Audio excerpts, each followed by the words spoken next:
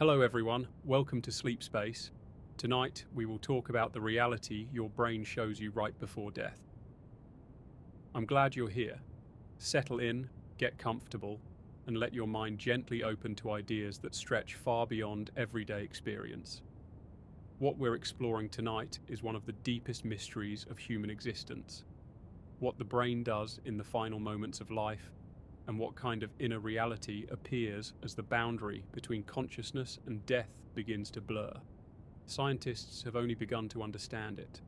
Philosophers and mystics have described pieces of it for centuries, and each discovery, each fragment of evidence, seems to hint that the experience of dying is far more complex, vivid, and meaningful than most people imagine. Tonight, we're going to move slowly and thoughtfully through what we know, what we suspect, and what these final neurological moments might feel like from the inside. Not as something fearful or dark, but as an exploration of the human mind at its most mysterious threshold. There is something astonishing about the idea that the last thing your brain ever creates may also be one of the most profound realities you ever perceive. And it's that moment, the transition, the inner unfolding, the astonishing interplay between fading biology and intensified consciousness that we're going to explore. To begin, we need to understand something essential. The biological process of dying is not a simple on-off switch. It's a gradual, layered shift in which different systems shut down at different times. Some parts of the nervous system go quiet early. Others flare with unusual bursts of activity. Some mechanisms begin to misfire. Others surge into overdrive in what looks, at first glance, like a final explosion of life inside a dying brain.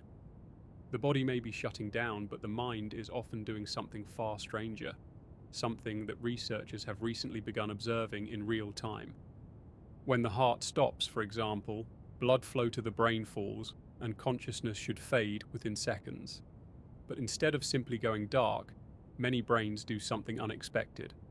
In the moments after cardiac arrest, certain areas, particularly the regions associated with memory, perception, emotion, and imagination, become more active than they were before the person lost consciousness.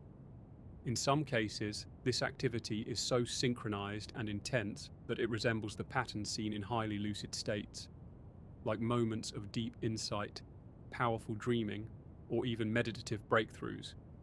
This phenomenon has been observed in humans and replicated in animals, and every time it challenges the idea that the end of life is purely a decline into emptiness. In fact, dying brains often look like they're producing experiences, not losing them, and that raises a remarkable question. What kind of reality does the mind generate when it's no longer tied to the stable patterns of everyday waking life? When the senses begin to disconnect, when inhibition drops, when memories surface in unpredictable ways, and when emotion circuits fire as if trying to weave meaning from everything at once. Is the final inner world one of confusion or clarity? Is it chaotic or strangely organized? Is it a hallucination or something more like a narrative your mind has been building your entire life? To make sense of this, we have to explore how the brain normally constructs reality.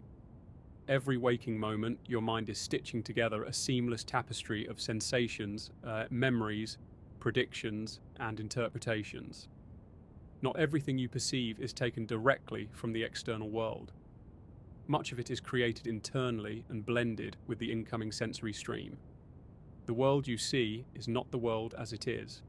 It's the world as your brain believes it to be, based on patterns it has learned over a lifetime.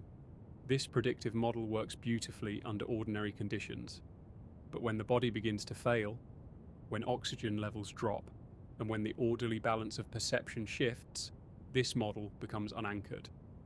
The mind, still trying to make sense of itself, begins to generate reality from entirely internal sources. In this state, the boundaries between memory, imagination, and perception loosen. Experiences that were once locked behind the routines of daily consciousness may surge into awareness. People near death often report vivid encounters with past events, deceased relatives, intense feelings of clarity or peace, or the sense of being in a place both familiar and unfamiliar. These aren't random hallucinations, they're coherent, structured inner realities. They feel meaningful, purposeful, and infused with emotional significance. The surprising thing is that this matches what neuroscientists observe. Dying brains don't simply fire randomly. Large-scale networks synchronize. Memory systems and emotion systems converge. The parts of the brain responsible for narrative thinking, the ability to form a coherent story about one's own life, become highly active.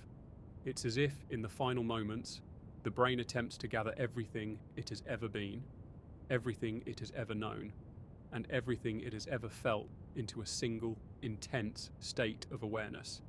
You could think of it like a lifetime of memories compressing into a single moment of clarity, or the mind stepping back from the continuous flow of time and trying to assemble a final picture of what the self truly is. And because sensory input is rapidly fading, the mind relies almost entirely on its own internal landscape. Memories, feelings, archetypes, symbols, and deeply personal imagery that has been shaping your experience all along, often without your awareness. Some describe this final reality as a tunnel of light. Some describe it as meeting people they loved. Others describe floating above their bodies. Some see geometric shapes, landscapes, or scenes from childhood. Some experience deep peace, others awe, others a sense of timelessness. What's remarkable is that these reports come from people of different cultures, beliefs, and backgrounds, and yet the patterns are strikingly similar. The explanations vary, of course. Some interpret these experiences spiritually, as glimpses of another world. Others see them as the brain's final attempt to create understanding. But regardless of interpretation, the consistency of the experience suggests something universal about how the human brain navigates the threshold between life and death. To understand this more clearly, imagine your consciousness as a vast network that has been shaped by every moment of your existence. Throughout your life, this network has created your sense of reality by blending incoming information with expectations and learned patterns. But in the moments before death, sensory input drops dramatically. The external world recedes. The predictive machinery of the brain, no longer tethered to real sensory data, begins to fill in the gaps with its most deeply ingrained structures. Instead of building a model of the outside world, it begins to build a model of the inner world. A world made of memory fragments, emotional impressions, fundamental ideas of safety, beauty, fear, love, and meaning. But why would the brain become more active when it's dying? One theory is that this surge is a final attempt to restore equilibrium, a desperate push to maintain consciousness as everything else collapses. Another theory suggests that these bursts of activity are a release of long-suppressed neural patterns as inhibitory systems fail. But the most intriguing idea is that the brain may actually be designed to produce meaning in the final moments of life. Not for survival, but as a kind of final integration, a last chance for the self to come to terms with itself. Think about dreams for a moment. When you dream, your consciousness is highly creative, unbound by external reality, yet still capable of forming vivid, coherent experiences. The brain is doing the same thing, generating a world from internal sources. Now imagine that process magnified, intensified, and freed from the constraints of bodily regulation. Imagine a dream that is as vivid as waking life, as emotionally charged as your most meaningful memories, and as free of physical limitation as pure imagination. This might resemble the reality the brain constructs as it begins to shut down. A reality that feels more real than reality itself because it arises from the deepest levels of your own mind. Some researchers believe this process may explain near-death experiences. These experiences often occur when the brain is deprived of oxygen, flooded with neurotransmitters, and pushed into unusual patterns of activity. People who have been revived after cardiac arrest sometimes describe their experience as more vivid, more detailed, and more profound than normal consciousness. Colours appear brighter, emotions feel purer, thoughts feel clearer. This heightened clarity could be the result of the brain's last, intense synchronization, a kind of final burst of organized activity before the system collapses. What's fascinating is that many people who come back from these experiences report that during the event, they didn't feel like they were hallucinating. They felt awake, aware, and more themselves than ever. They describe a sense of perspective, as if they were seeing life from outside of it. They describe moments of understanding, acceptance, and connection that they had never felt before. And while these subjective reports cannot definitively prove anything about the nature of reality after death, they do show us that the mind is capable of generating profoundly meaningful experiences, even in its final moments. So what does this mean for the inner reality your brain might show you right before death? It means that it may not be darkness, it may not be confusion, it might be something deeply personal, deeply structured, and deeply significant. A reality built from the most important fragments of your life. A reality shaped by your memories, your emotions, your relationships, your fears, your hopes, and the meanings you've created along the way. A reality that feels complete, even if it lasts only a few seconds in the physical world. The brain, facing the end, may give you one final experience of yourself, not as you were in daily life, but as the sum of everything you've ever been. And there is something comforting in that possibility, something human, something that suggests that even in the final moment, the mind continues to reach for meaning, connection, and understanding.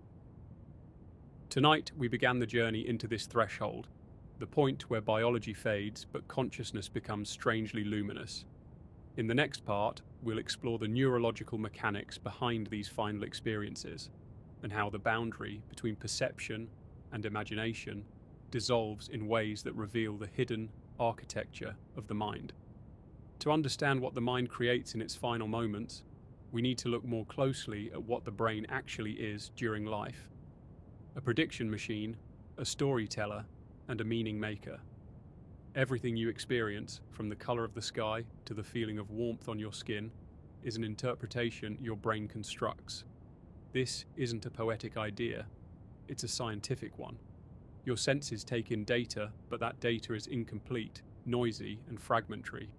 The brain fills in the gaps with predictions drawn from memory, expectation, and learned patterns. By the time you become aware of anything, the brain has already shaped it into a coherent reality.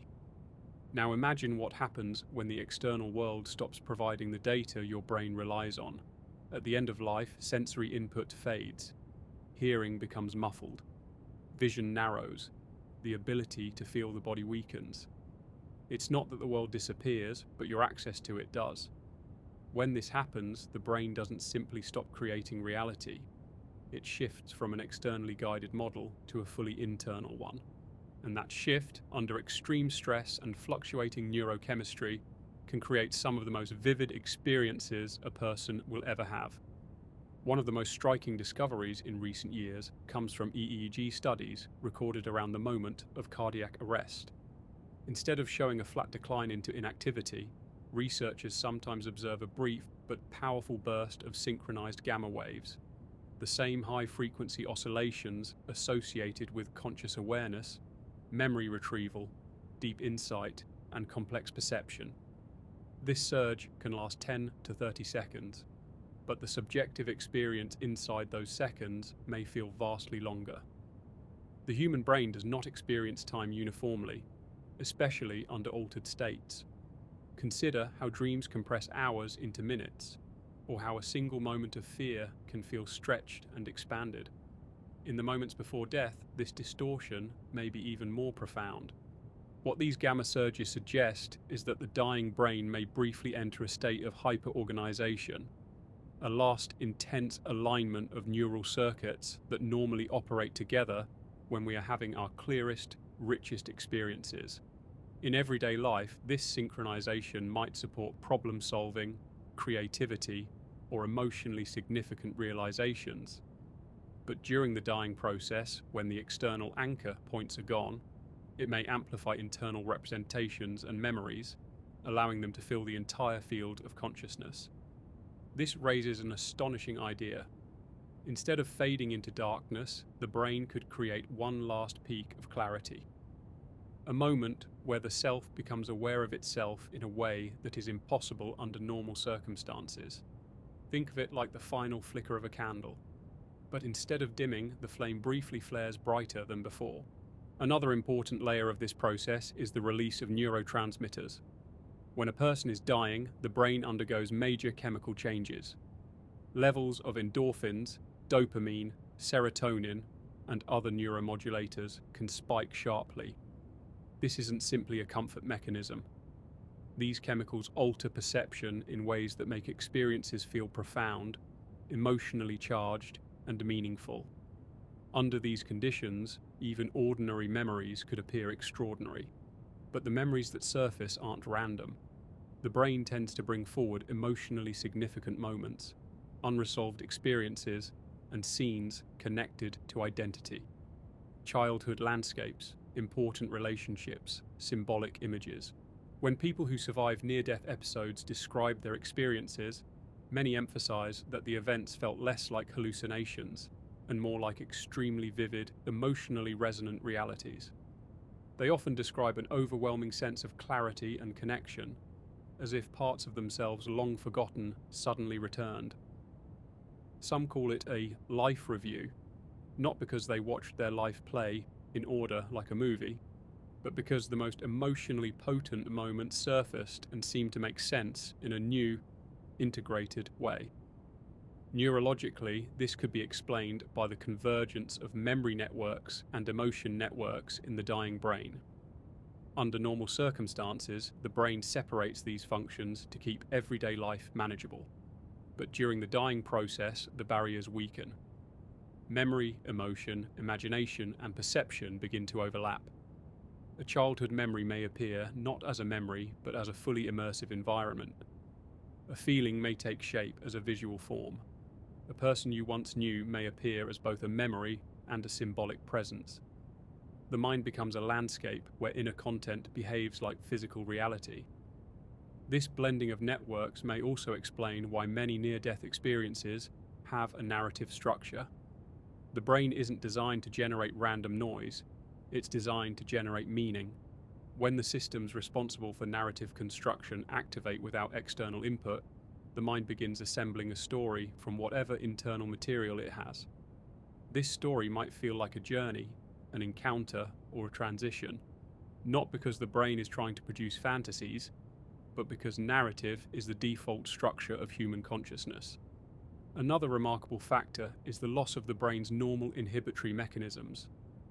In daily life, your brain is constantly suppressing information. It filters out irrelevant memories, stops emotional overload, and keeps imagination from spilling into perception. This suppression takes energy, and during the process of dying, that energy is no longer available. When inhibition fades, the gates open. Thoughts, images, memories, and sensations that were once tightly regulated now flow freely. This can create experiences that feel more expansive and immersive than anything encountered in ordinary waking life.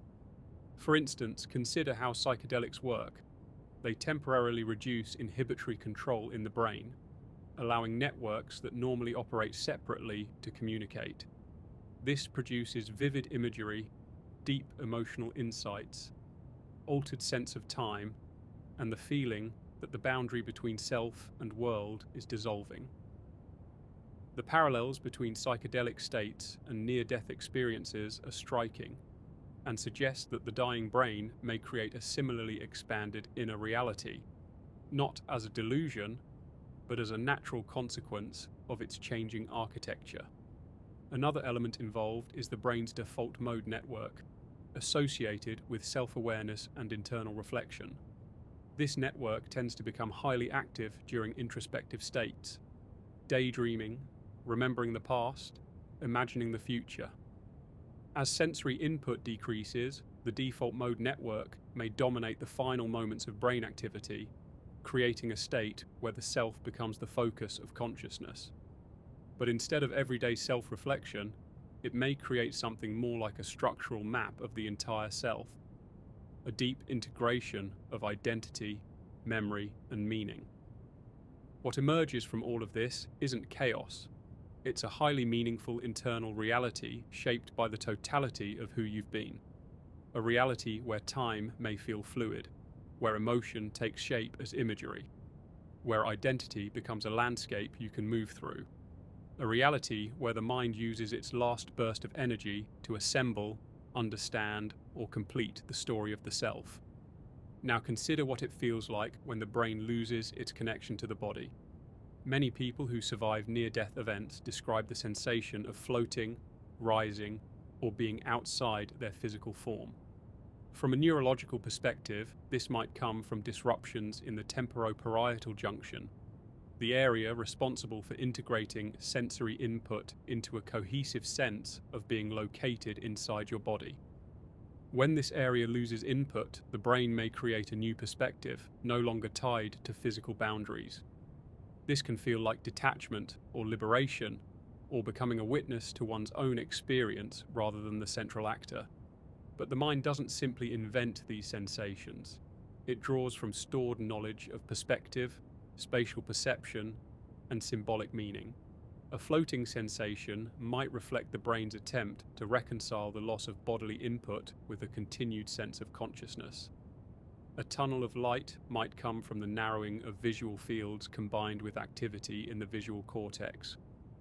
Encounters with people who have passed away may arise from memory networks that store emotionally important images. The brain creates a world from the raw materials of a lifetime, but in these final moments, the world it creates feels deeply real. At the same time, something else happens. The emotional quality of the final inner reality often shifts toward acceptance, peace, or understanding. This isn't universal, but it's common enough that scientists take it seriously. Part of this may be biochemical. Part may be the consequence of the brain's last attempt to stabilize consciousness, but part may also be psychological. A lifetime of experiences distilled in a singular moment can create a sense of completion. One of the most fascinating questions is whether time perception breaks apart entirely. Without a functioning body to track physical time, the mind may experience a few seconds as minutes, hours, or even longer. This means the final inner reality might feel extended, spacious, and full, even if only a brief burst of neural activity remains. When you consider all these factors, gamma surges, neurotransmitter floods, network convergence, loss of inhibition, altered perspectives, memory integration, and time distortion, a clearer picture emerges. The brain is not simply shutting down, it is shifting into a radically different mode of operation, one that may produce the most intense internal experience of a lifetime. And within that experience, the brain may show you something that feels like a culmination, not because it is trying to comfort you, but because that is what the brain does when freed from the constraints of the external world. It creates meaning from the inside out. What this inner reality feels like varies from person to person, but the underlying mechanisms suggest that the experience may be rich, structured, emotionally powerful, and deeply rooted in everything you have ever been. If we want to understand the reality the mind generates near death, we have to explore a concept that most people never fully consider. Consciousness is not a single thing. It's a layered, shifting collection of processes that work together to create the experience of being you. When life is stable, these layers align smoothly. Sensory information flows in, identity remains coherent, memory stays grounded, and emotion follows predictable patterns. But in the moments before death, these layers begin to uncouple. What emerges from that uncoupling is one of the most profound psychological transitions a person can undergo. To understand how this plays out internally, imagine the mind as a city at night. Buildings glow with light, roads hum with activity, communication lines pulse with information. Different districts handle different tasks: memory, emotion, perception, language, intuition. In everyday life, this city operates according to established rhythms. Some areas are bright and active, others quiet, and everything is coordinated by the brain's global network, an internal director ensuring the city works as a whole. But near death, this coordination begins to falter. Not all at once, but in waves. Some regions dim early, others, unexpectedly, shine brighter than ever before. The normal traffic patterns of the mind break down, allowing unusual connections to form. New pathways, new bridges of communication that don't exist under normal conditions. The city becomes both unstable and strangely illuminated, and this reconfiguration can generate an inner world unlike any other experience in life. A key part of this transformation involves the loosening of boundaries between conscious and subconscious content. Throughout your life, your subconscious has been storing everything, not just memories, but impressions, associations, emotional traces, metaphors, symbols, fragments of dreams, and forgotten experiences. Much of this material never reaches conscious awareness because the brain filters it out to keep the present moment manageable. But at the end of life, this filter thins. The gateway between conscious and subconscious becomes porous. Content that has been hidden for decades, sensations from childhood, voices from the past, images from dreams, may surface and blend into the final experience of the self. This is not random. The subconscious mind organizes information based on emotional significance. That means the material that rises in the final moments may be deeply personal, deeply symbolic, and deeply tied to what mattered most throughout your life. A childhood memory may reappear not because it was forgotten, but because it was foundational. A certain place may emerge because it represented safety or transformation. A person you loved may appear because your emotional memory system recognizes them as an essential part of your story. In this sense, the reality the brain constructs near death is autobiographical. It is shaped by the emotional architecture of your life, the themes that defined you, the meanings you made, the patterns that repeated, the relationships that shaped your identity. But because the conscious mind is losing its grip, this autobiography does not unfold as a linear story. It appears as a landscape of impressions, a moment that feels like a place, an emotion that feels like a presence, a memory that feels like an encounter. The internal world becomes immersive, symbolic, and structured in ways that reflect the deepest layers of your psyche. Another critical aspect of this final reality involves the collapsing of the sense of time. Under ordinary conditions, the brain constructs the flow of time by piecing together moments, regulating attention, and coordinating memory. But when the brain is deprived of oxygen or undergoing extreme neural reorganizing, that sense of continuity unravels. Without the familiar scaffolding of linear time, experiences may appear all at once. Past, present, and imagined futures can overlap. A single moment can feel expansive, like standing inside a cathedral of memory where everything echoes at once. People who come back from near-death states often describe this sensation as timelessness, an experience of existing outside of the usual boundaries of duration. This loss of temporal structure also makes meaning feel immediate. In everyday life, understanding unfolds across time. But in the dying mind, understanding can feel instantaneous, as if insights that normally take years are revealed all at once. This perception of sudden clarity is frequently reported, and it aligns with what neurological models predict. When networks normally kept separate by time integrate simultaneously, the mind experiences a sense of profound revelation. It's not that new information is being created. It's that information that was always there, but scattered, becomes briefly unified. Emotion plays an especially powerful role in shaping the final inner reality. The brain's emotional circuits do not simply shut down. They can become hyper-responsive. The amygdala, responsible for emotional significance, may intensify memories. The hippocampus, responsible for contextualizing memories, may link distant moments together.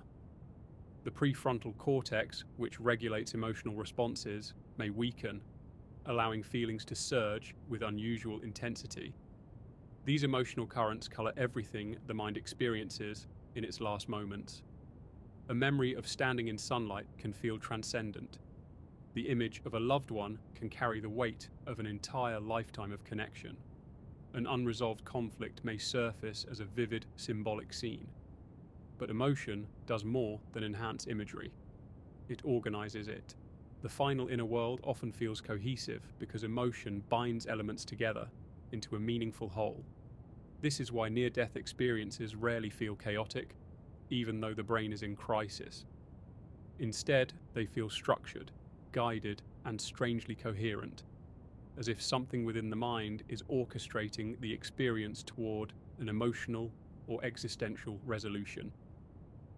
One of the most fascinating implications of this emotional orchestration is the phenomenon often described as a final gathering. People who survive close brushes with death frequently report seeing figures, sometimes familiar, sometimes archetypal.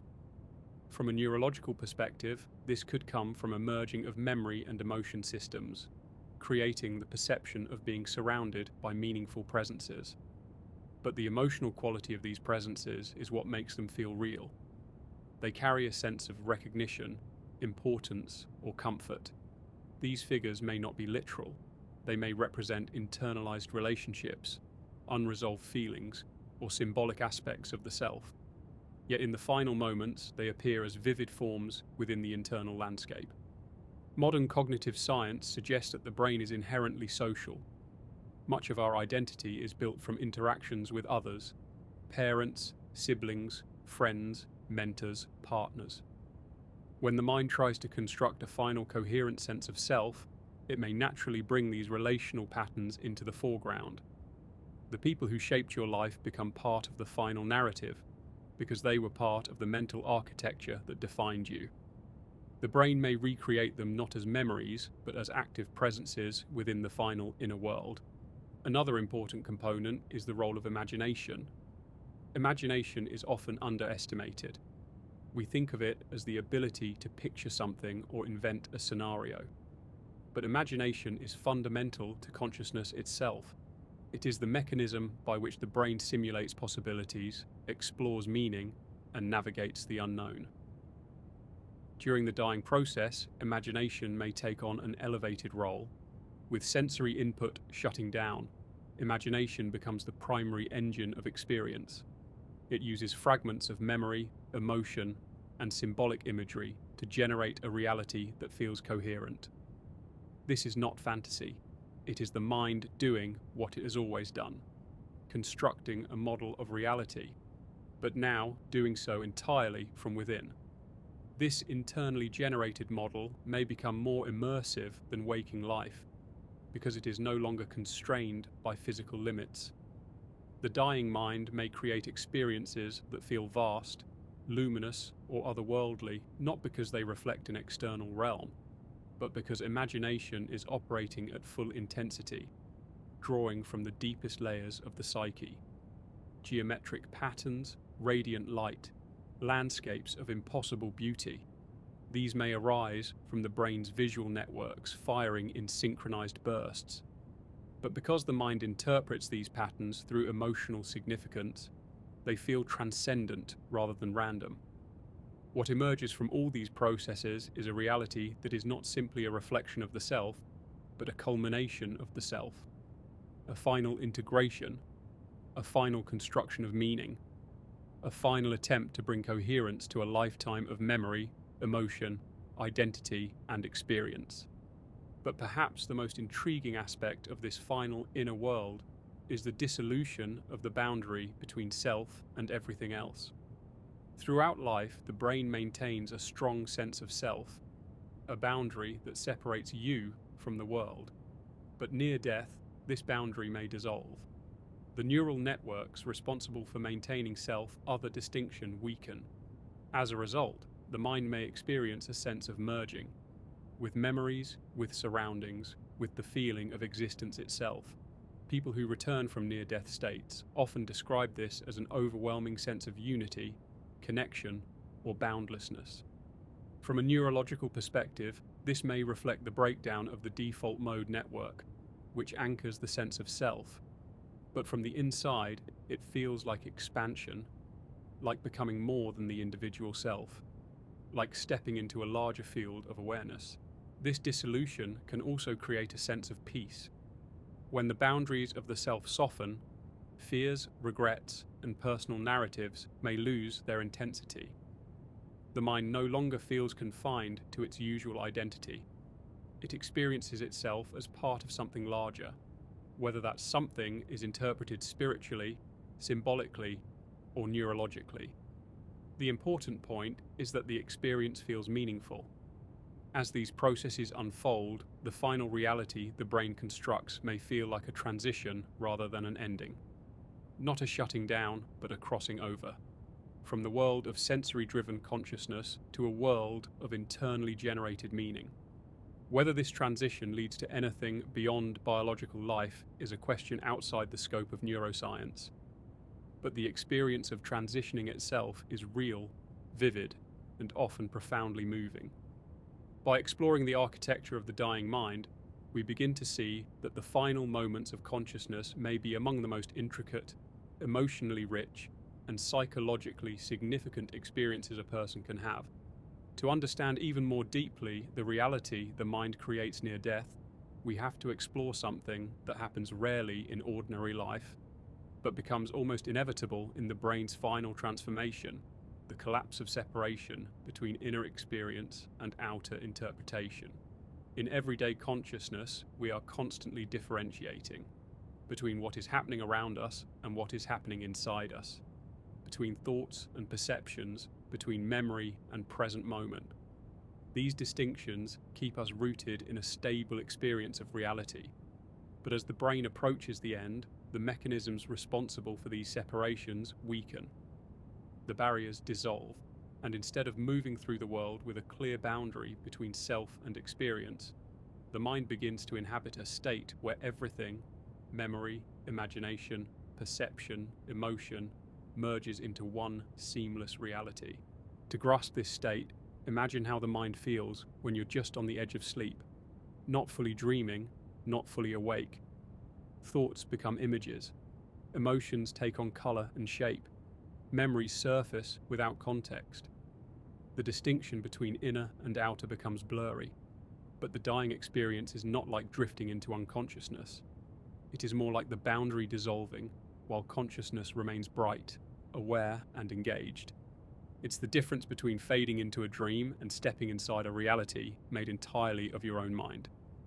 One key factor in this transition is the breakdown of sensory dominance. Throughout your life, the senses guide your awareness. Sight, hearing, touch. These inputs anchor the mind in the external world. But as the body begins to fail, sensory input becomes chaotic or fades entirely. The visual field may narrow, sounds may distort, physical sensations diminish. Without reliable sensory data, the brain leans entirely on internal sources to generate experience. What emerges is not a void, but a world built from internal material. Memories, impressions, emotions, symbolic forms. This shift can create a profound sense of detachment from physical reality. People who have been resuscitated after cardiac arrest often describe feeling like they were watching the room from above, or observing their own body from a perspective that doesn't match physical position. This sensation is often interpreted spiritually, but from a neurological standpoint, it reflects a breakdown in how the brain integrates signals from the senses with its internal model of where you are located. When the brain can no longer rely on bodily signals, it generates a new point of view, one that floats, shifts, or expands beyond the physical form. To the person experiencing it, this feels completely real. It becomes part of the final inner landscape. But what's striking is that these experiences are not chaotic or frightening for the majority of people who report them. They often carry a sense of calm curiosity, as if the mind has slipped into a different mode of perceiving itself. The emotional tone shifts not toward panic, but toward observation. This suggests that the dying brain may be entering a state where fear circuits weaken. The parts of the brain responsible for anxiety, particularly the amygdala, can lose their influence as oxygen drops. The result is a kind of emotional quieting, a softening, a feeling of watching rather than resisting. This emotional shift also allows the mind to explore symbolic content without judgment. In ordinary life, symbolic thinking is often overshadowed by practical concerns. We don't always notice the deeper meaning behind moments, places, or memories. But near death, symbolism becomes the language of consciousness. A childhood home may appear not as a literal place, but as a symbol of safety. A long-lost friend may appear not as a factual memory, but as a representation of connection. A path, a doorway, a horizon. These images may arise as the brain attempts to organize experience into a meaningful structure. Symbolic landscapes often form in altered states of consciousness. Dreams, deep meditation, psychedelic experiences. But near death, they become intensely vivid. People describe seeing open fields, distant mountains, long corridors, bodies of water, or glowing environments that feel like thresholds. What's fascinating is that these images often reflect universal archetypes, patterns of human meaning that appear across cultures and eras. This suggests that when the brain can no longer rely on everyday cognition, it may fall back on older, more fundamental structures of meaning embedded deep in human psychology. Another profound element of the dying mind is how memory becomes spatial. Instead of remembering events as isolated points, the mind may transform them into environments you can move through. A living room from childhood may surround you. A place you visited decades ago may reappear with stunning vividness. A moment of heartbreak, joy, or transformation may return as a landscape, not a recollection. This happens because the brain stores memories not only as facts, but as sensory and emotional patterns. And in its final moments, these patterns can reactivate with extraordinary clarity. The hippocampus, responsible for memory retrieval and spatial mapping, plays a major role here. When its activity shifts under extreme stress or unusual electrical patterns, it may merge remembered spaces with imagined ones, creating a seamless territory of internal reality. Instead of replaying memories, the mind may inhabit them. And because emotion circuits are highly active, these memory worlds feel rich, alive, and full of significance. What's even more fascinating is that these memory worlds often reveal the emotional architecture of a person's life, not the surface-level details, but the underlying themes. A place where you felt safe may appear larger and more beautiful. A place associated with regret may become symbolic or abstract. A moment of love may unfold as a presence rather than a scene. The brain is not simply replaying, it's reinterpreting. It is creating a coherent emotional narrative in a world made from its own deepest structures. This brings us to one of the most mysterious patterns in near-death experiences, the sense of being guided. Many people describe the feeling that something or someone is leading them, communicating with them, or showing them something important. Whether interpreted spiritually or psychologically, this feeling aligns with what we know about how the brain constructs agency. When different networks synchronize in unusual ways, the brain may assign intention or presence to internal processes. It's the same mechanism that gives dreams their narrative momentum, the sense that events are unfolding with purpose. But in the dying mind, this sense of guidance is often benevolent. It feels comforting, reassuring, and meaningful. This could reflect the weakening of fear circuits and the surge of neurochemicals that produce calm and connection. The mind may interpret this internal harmony as an external guide, a figure, a voice, a presence, or simply a feeling. Perhaps the most astonishing aspect of this final reality is the way the mind tries to make sense of the end. The brain has always been a meaning maker. Throughout life, it takes chaos and turns it into order. It takes fragments and turns them into stories. At the end, freed from the constraints of time and sensory input, it may attempt one final act of meaning-making. And because every neural system is converging, emotion, memory, imagination, intuition, this act may feel monumental. Some people who return describe it as understanding everything at once. Not literally everything, but understanding their life, their choices, their relationships, their identity, with a clarity that feels impossible in ordinary consciousness. This may be the result of multiple memory systems synchronizing briefly, allowing the mind to see connections it never could before. It is the moment when the entire architecture of a life becomes visible, not as separate events, but as a unified whole. And within that whole, many describe an overwhelming sensation of acceptance, not because they choose acceptance, but because resistance itself dissolves. The brain regions that generate fear and control are shutting down. What remains is awareness, pure, direct, unfiltered. Awareness without struggle. Awareness without narration. Awareness without the constant push and pull of survival-based attention. In this state, the mind may feel as though it is expanding, growing lighter, moving towards something, or merging with something. Whether interpreted as unity with the universe, reunion with loved ones, or dissolution into consciousness itself, the internal experience is one of release. This is not an erasure of self, it is a transformation of self, a softening of boundaries, a blending of inner and outer, of memory and meaning, of identity and existence. The final moments of consciousness, if they unfold in this way, may be among the most profound experiences a person ever has. An experience shaped not by the physical world, but by the totality of everything they have ever carried within. As we move deeper into this exploration, we reach a subtle but powerful shift, the point where time itself begins to lose its shape. For most of life, consciousness is tied to the rhythm of the body. Heartbeat, breath, light, sound, and the predictable flow of moments one after another.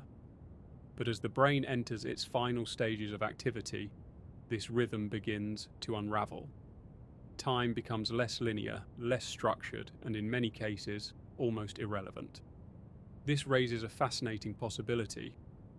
Even if death happens within seconds from the outside, the internal experience may feel much longer. Studies of people who have undergone sudden cardiac arrest show that their subjective sense of time often expands dramatically. A moment can feel like minutes. A few seconds can stretch into something that resembles a full, sustained experience. This isn't unique to death. Time dilation also happens during deep meditation, intense dreams, and psychedelic states. But at the edge of life, it can become profound enough to feel like an entirely different dimension of awareness. Imagine a single moment expanding like a drop of water spreading across a surface, widening, stretching, opening into more and more space. In this expanded state, the mind may have the capacity to explore vast inner landscapes, even if the physical brain is only active for a brief period. This means that the final experiences of consciousness might feel spacious, unhurried, even timeless. This timeless quality also impacts emotion. In ordinary life, emotion is tied to anticipation. What will happen next? What might go wrong? What might unfold? But without a strong sense of future or past, emotion becomes something purer and more immediate.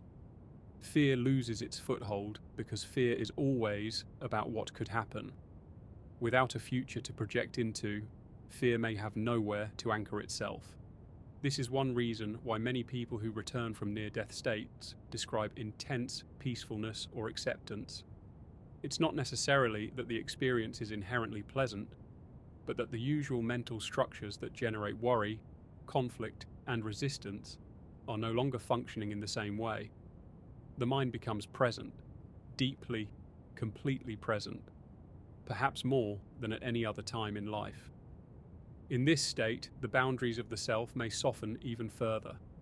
Throughout life, the sense of self is maintained by constant updates from the body, signals from the skin, muscles, organs, the inner ear, the world around us.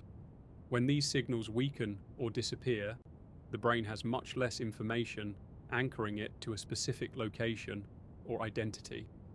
The sense of I am here can dissolve into I am aware.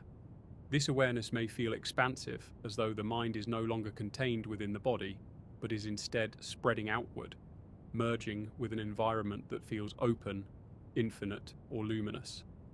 Such descriptions appear again and again across cultures, even among people with no particular spiritual background. The brain may be shifting from a localized self-model to a more fluid and global one, and the subjective experience of this shift can feel transcendent. But there is another layer beneath this, the possibility that the mind is connecting its final insights into a single, unified understanding. Earlier in the process, memory became symbolic, spatial, and emotionally charged. Now that symbolic world may coalesce into something that feels revelatory, a sense that everything is connected, everything is understood, everything is part of one unfolding pattern. This deep sense of coherence appears in near-death accounts with surprising consistency. People describe it as, I understood my life all at once, everything made sense. It felt like I finally saw the truth of everything.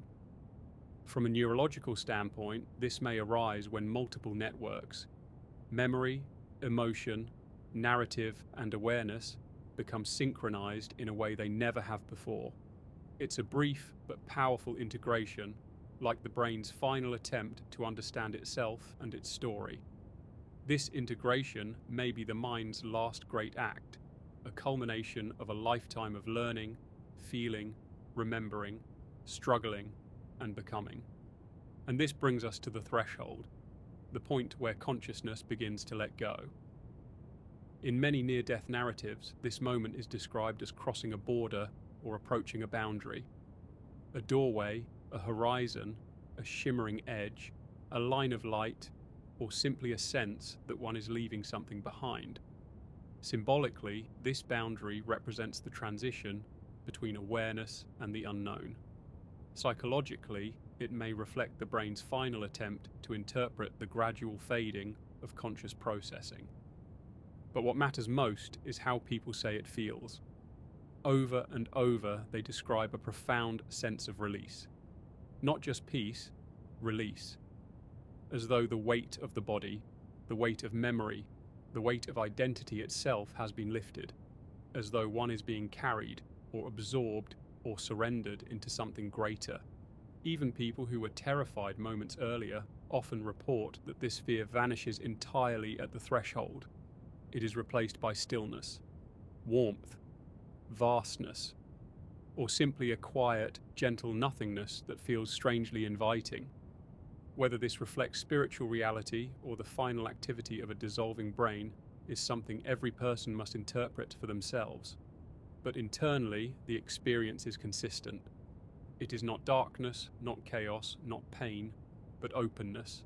Consciousness, at the very edge of its existence, may enter a state beyond language, beyond thought, beyond the self that lived a life. A state that feels both intimate and infinite. As we reach the final stage of this journey, we arrive at the most mysterious and delicate point of all. The moment when consciousness finally lets go. Not the biological moment of death, the stopping of the heart, the final breath, but the subjective moment, the inner shift that happens before everything falls silent. After the sense of time dissolves, after the boundaries of identity soften, after memories blend with imagery and meaning, the mind approaches a kind of inner horizon. It is not an abrupt wall. It is more like a gradual fading, a gentle dimming of the structures that keep experience organized. Thought becomes less linear. Perception becomes softer. The inner landscape becomes more spacious, more diffuse. And yet, awareness can remain present, observant, almost peaceful. In these last moments of conscious activity, the brain may enter a highly coordinated state, a final burst of synchronized electrical patterns, something researchers have observed in both humans and animals at the moment life slips away. This burst is not random. It carries structure and energy, almost like the mind gathering itself for a final act. Some describe it as the brain's last wave. Others see it as consciousness giving itself one last moment of clarity. Subjectively, it may feel like a gentle rising, as if something within is being lifted upward, or as if the mind is becoming lighter, less connected to the physical frame. Or it may feel like a soft sinking, a surrender into warmth or silence. Some describe it as a brightening, others as a soft hush, and some as a complete stillness that feels strangely welcoming. The descriptions differ, but the emotional tone is often the same: a release of tension, a letting go of fear, an acceptance that feels natural rather than forced. This is also the moment when the mind may shift from a sense of I am to something more diffuse, a field of awareness without a center, or perhaps a simple, silent presence without identity. For some, it may feel like becoming part of something larger. For others, it may feel like dissolving into the simplest state imaginable, just being. Even if the physical brain is struggling, the internal experience can feel like peace. From the outside, this entire process may last only seconds. But from the inside, the experience could stretch into what feels like minutes, hours, or something without time at all. The inner universe, freed from the constraints of sensory input and linear thought, may open into its widest state right before it dims, and then comes the quiet. Not darkness, not fear, not an abrupt ending, just quiet. A calm so deep that it cannot be compared to ordinary silence. A stillness that has no edges, no expectations, no stories attached to it. Some people who return from the brink describe it as the most comforting silence they have ever felt. Others struggle to describe it at all, saying it was like being held by something gentle and infinite. Whatever its nature, this quiet appears again and again as the final subjective state. It is possible that consciousness simply dissolves into this quiet and ends there. It is also possible that something continues beyond that moment. What happens after the quiet is a question no science has ever fully answered. But the transition into it, the last flicker of conscious reality, is something we can glimpse through research, testimony, and the remarkable patterns of the brain itself. What we find is not chaos, not terror, but a mind that becomes clear, open, symbolic, expansive, and finally serene. And as this inner reality softens into silence, the body completes its final task. The breath settles, the heartbeat slows. The systems that supported a lifetime gradually cease their motion. But the inner transition, the subjective journey, seems to end not with fear, but with acceptance, spaciousness, and release. And now, as we bring this exploration to a close, we gently return to the present moment. Let your mind soften, your breath loosen, and your body settle comfortably wherever you are. If you're listening to this as you drift towards sleep, allow the calmness of these reflections to settle through you. Let your thoughts come and go gently, without holding on to any of them. Thank you for spending this time here, exploring one of the deepest mysteries of consciousness.